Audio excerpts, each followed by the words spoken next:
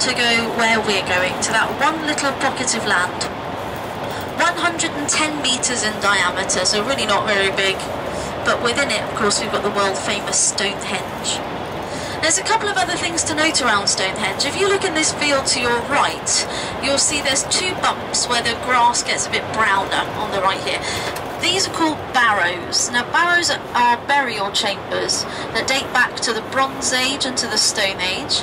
There's lots of them in this area. There's one actually right next to Stonehenge, so when you're looking around the landscape, look out for those bumps. They're similar to pyramids, that's what I'd say. And important people are buried in those barrows, or were buried in those barrows.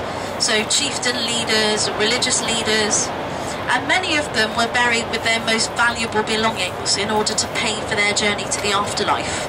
Some of the oldest gold in England has been found in the barrows of the Salisbury Plain. So it's a very rich landscape. I mean that in every sense of the word rich. A picture. And then inevitably, this massive queue of traffic backs up way down the road. So to stop that from happening, they've just started to dig a tunnel under the road. They're going to replace the road with a tunnel underneath instead. So the view that we are about to see on our right, you won't get in 2 years' time. It's just about coming into view. You're going to go past some trees, and then the trees will clear, and it will be on the brow of the hill ahead to the right. You'll also see another barrow in front of the monument, so a bump just in front of it.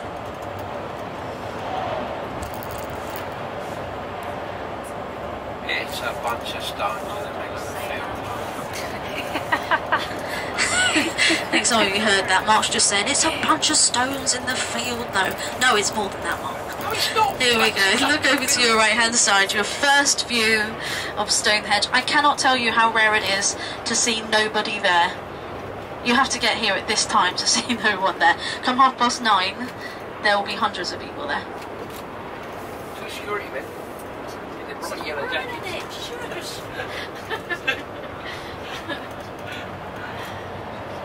Sit back there. Oh, promises. That'll be some bad, wouldn't it?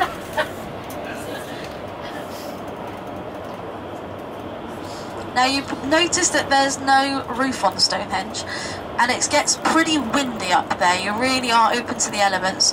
It's described are on the map in the free orientation. The National Trust owns and cares for more than 800 hectares of the ancient landscape that you're travelling through. Thanks to their extensive programme of converting ploughed fields into pasture, much of this landscape has been returned to grass and has been made accessible to visitors. What did this landscape look like when Stonehenge was built? It actually looked quite similar to today.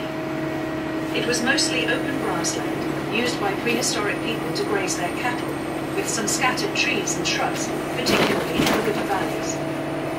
Much of the rest of southern England was more densely forested at the time.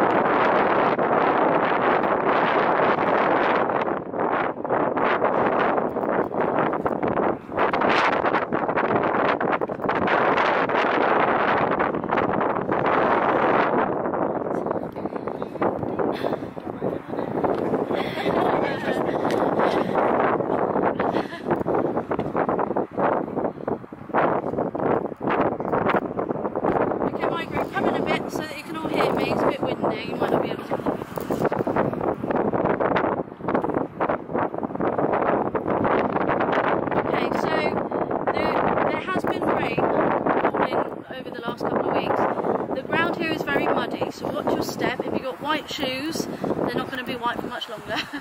Also, in the centre of the stones, you'll see that quite a lot of the area is cordoned off. There's a black rope. Don't go past the black rope. I'll take you to as close as we can get. So switch your green boxes on now and follow me.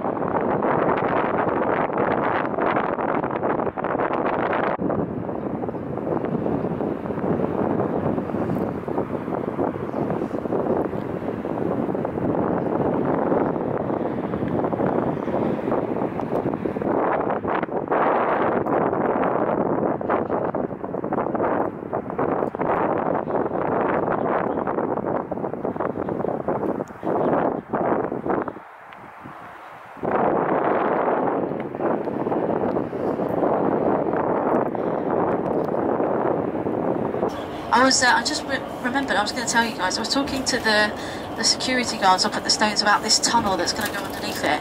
I didn't know this, but the price they estimate is £1.8 billion to build a tunnel under it. It's mad.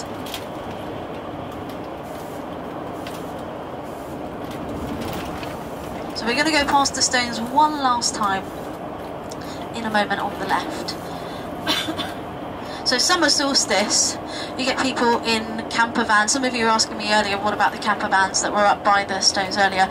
Travellers, most of them are travellers, and as you get closer to summer solstice, you get all these little side lanes just full of these vans. They were drawing in between 30 and 35,000 people every year for summer solstice. There you go, there it is on the left. 2 years ago though, the numbers dropped. They dropped drastically because they introduced 2 new rules. One of them, which I think had the most impact, was that if you were going to Stonehenge for summer solstice, you were no longer allowed to take alcohol with you into the site. The other was that if you were driving, you had to pay, I think it's like £15 or something close to that, to park your car for the night. Those two things, they caused chaos. People started protesting. The Druids, people believe, I didn't mention the Druids actually when we were up there, I realised. So Druidism, if you've never heard of this, Druidism, it's like a religion, a pagan religion. And some people say that the Druids built Stonehenge. They're up at Stonehenge a lot. So when they introduced this new rule about parking and things, the Druids started to stop the minibuses going up to Stonehenge. People had to walk. Also, the following summer, or the summer of that year, the numbers dropped from 30,000 to 12,000. Last year it went up again by 1,000. So it's slowly but surely starting to climb. They haven't changed the rules back. Those rules are still in place. But I think people are still going to go. For winter solstice they had about 6,000 people up at Stonehenge.